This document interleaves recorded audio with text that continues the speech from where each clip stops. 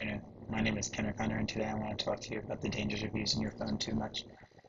We all know we all use our phones all the time, and especially young people, we probably use it way too much.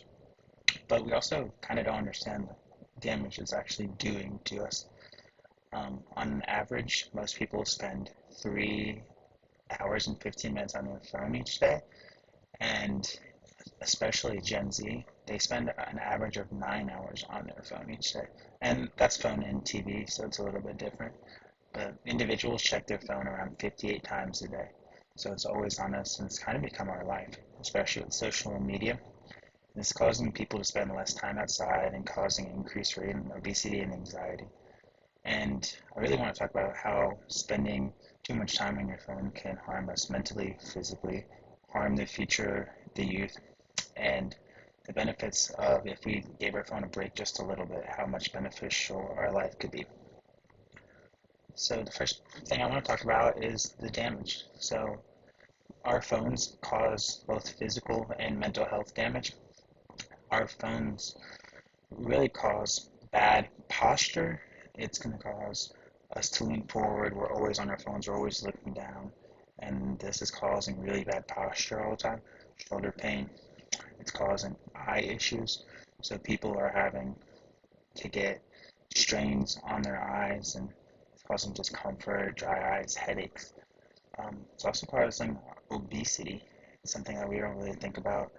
People are not going outside as much, not doing as much physical activity because they're on their phones or staying inside and not really paying attention to just the everyday outdoor life.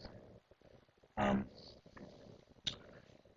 we it's also really harming our sleep. It's one thing we don't really think about, but we are on our phones all the time, and the lights that's emitted from the phones has this weird cue with the sleep that causes us not our brain not to think it's nighttime, therefore won't make us tired.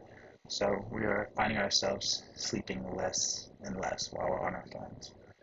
One of the biggest things that we've noticed about health is the mental health side. So we always think about mental health with social media a lot, and today it's kind of been really bad because we always see the best parts of everyone's lives on social media, and we don't really see the bad stuff that goes through all the time. So it's really destroying a lot of people's, especially young girls, mental health issues. Um, Another thing I kind of want to touch on is the youth. So we're bringing up kids, and I don't have any kids yet, but a lot of parents just throw a screen in front of them, and this kind of just teaches them bad form and bad technique on how to use technology. We have devices that have all of the answers to the world in our hands, and we are not we're just giving our kids YouTube and teaching them to just preoccupy themselves when they're bored with their phone. So I think we just need to kind of go through how teaching a kid how to properly use a tool, similar to how you teach them to use a hammer or an axe. Like, this should be a tool. One study that I read showed that children who use screen time for 7 hours a day are twice as likely to develop anxiety and depression.